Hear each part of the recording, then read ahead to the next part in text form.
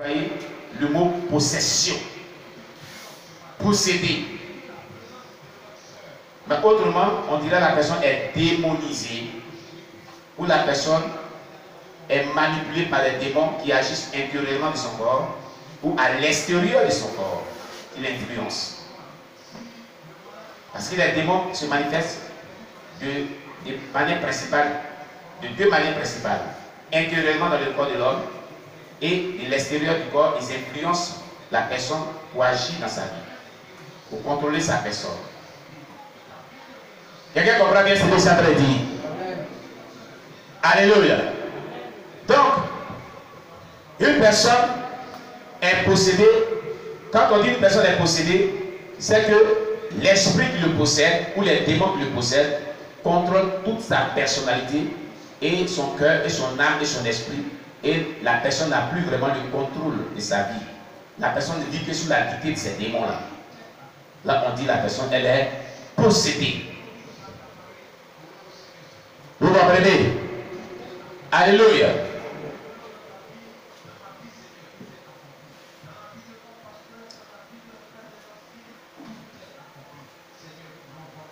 Une personne possédée a une personnalité totalement sous le contrôle des démons. Elle ne peut pas avoir une véritable relation avec le Seigneur.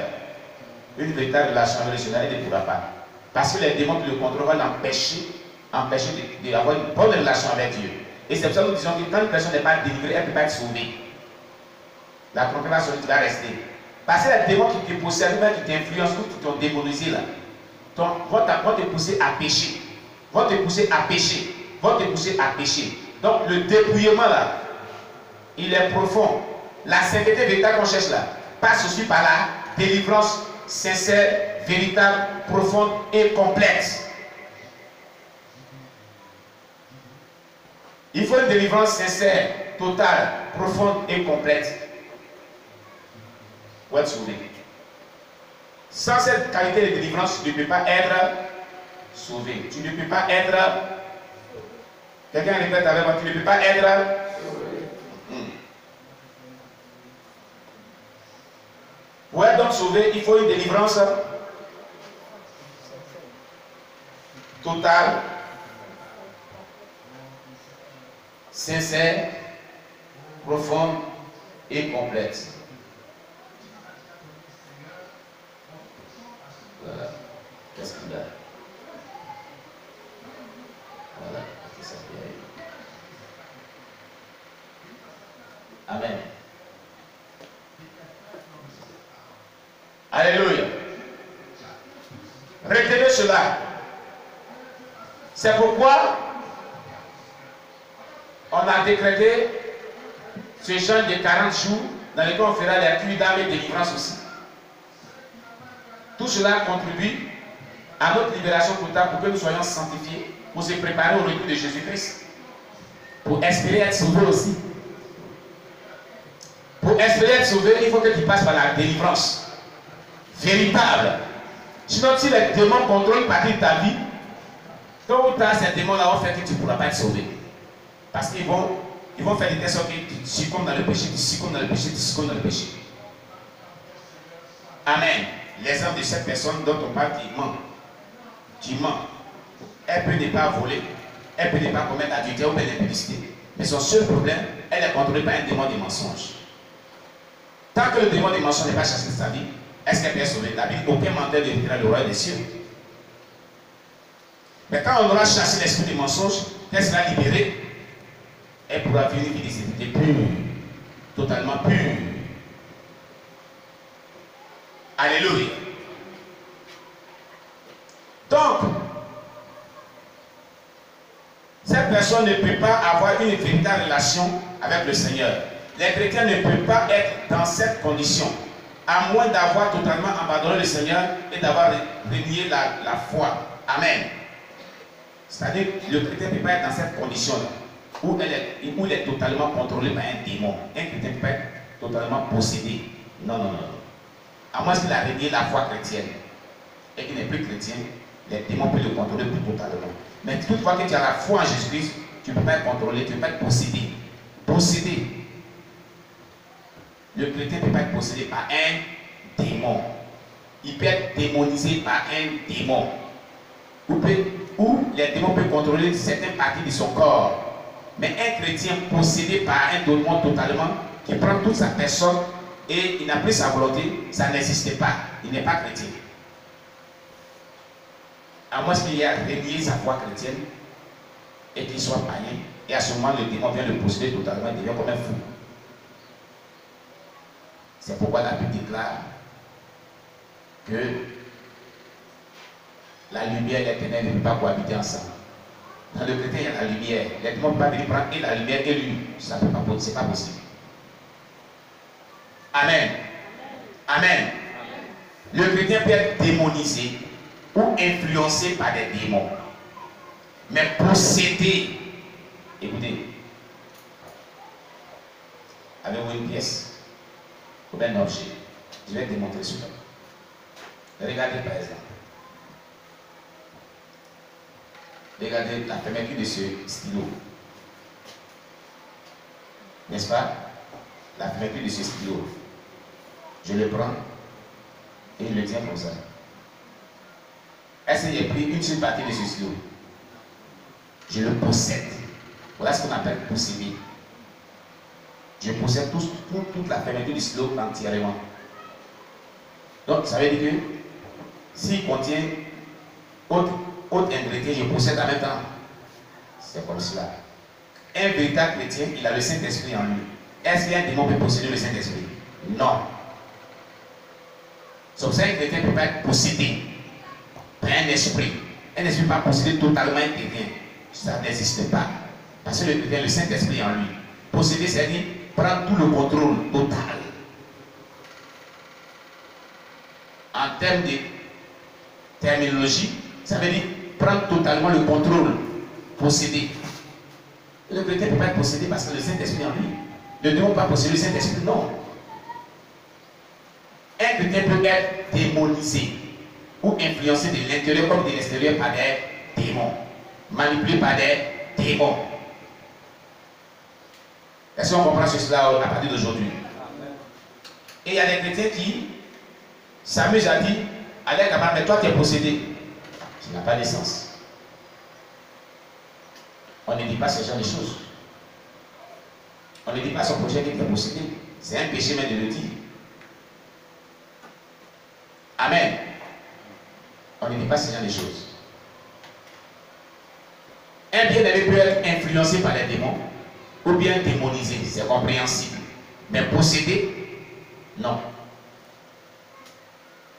Amen. Comprenez cela. Gloire à Jésus-Christ.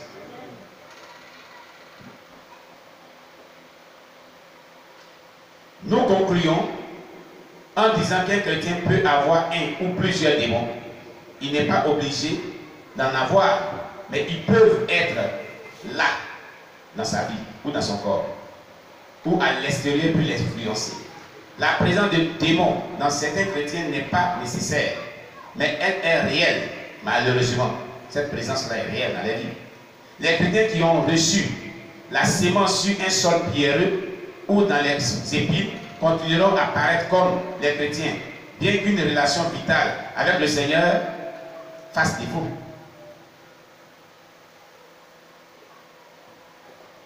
De telles personnes peuvent avoir un démon. Elles peuvent même finir par être possédées par des démons. Les chrétiens doivent marcher près du Seigneur, demander à être délivrés si l'heure est arrivée de rétrograder et marcher par la suite sans aucune crainte d'avoir un démon résident en eux.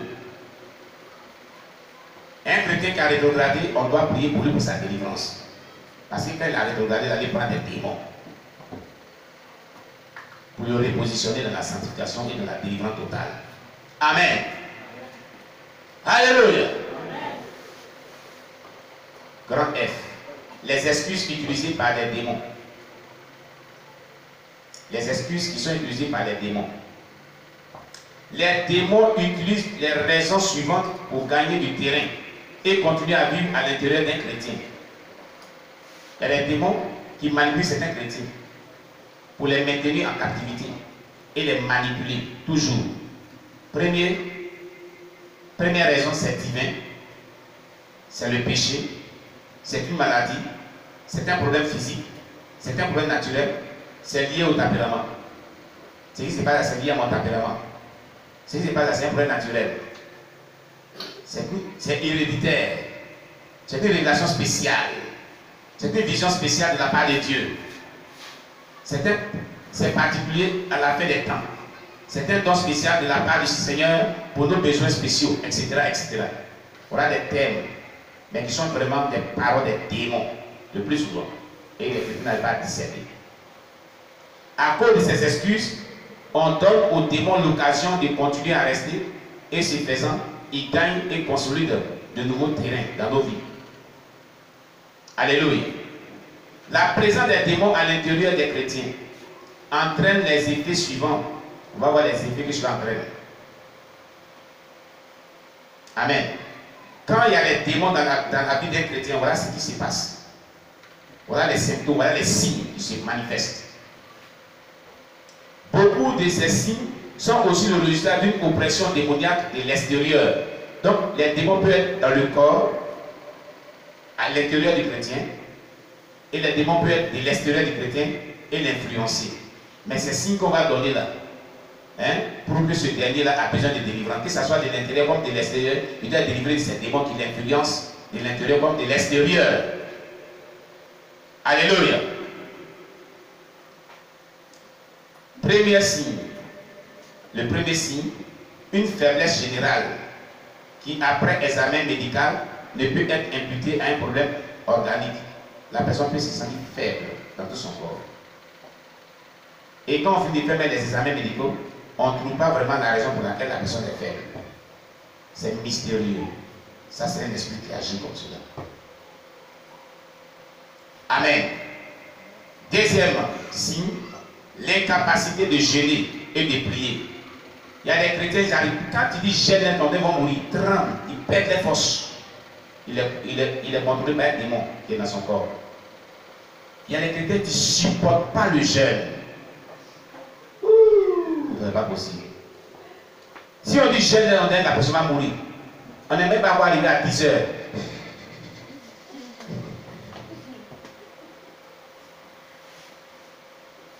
Un démon qui fatigue la personne.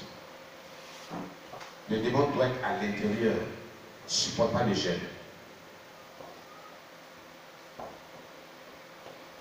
Amen. Ce n'est pas une question de maladie. La personne n'a pas de maladie. Mais quand on dit jeûne, la personne commence à 6 heures.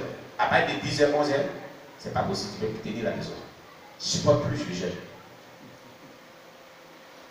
Je ne supporte plus. Alors là, quand tu vas jusqu'à le soir, jusqu'à 18 heures, tu dis, bon, tu as fait assez le lendemain. C'est comme si tu as tué la personne même. La personne est possédée. La personne est démonisée par un démon. Ou influencée de l'extérieur par un démon. Elle a besoin de délivrance. Amen. Incapacité de jeûner et de prier. La personne n'arrive pas à prier. Quand elle veut prier, elle est lourde. Quand elle veut prier, elle baille. Comme quelqu'un qui a sommeil. Ses yeux sont apaisantis par une lourdeur, un sommeil puissant.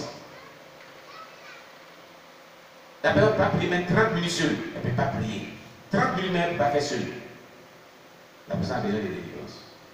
Il y a un démon qui te contrôle. Quand tu n'as pas prié pendant 30 minutes, toi seul, c'est pas bon. Il y a un esprit qui contrôle une partie de ta vie spirituelle. Tu as besoin de délivrance. C'est un signe qui atteste qu'une partie de ta vie spirituelle qui est contrôlée par des démons ou par un démon. Ou tu es influencé de l'extérieur par un démon. La personne se révolte de tout son être à l'idée de jeûner. Quand on dit la personne va jeûner, elle s'énerve. Elle n'aime pas le jeûne. Elle est révoltée. Ce n'est pas elle qui est révoltée, c'est l'esprit qui est en elle qui se révolte. Le démon la met en colère. Pourquoi on va jeûner? Pourquoi on va jeûner? Pourquoi il y a jeûné? Tu as contrôlé ton cœur, contrôlé par un démon. Il y a un démon qui est dans ton corps. Il doit être chassé. Elle se révolte. Elle attend qu'on doit jeûner, c'est fini.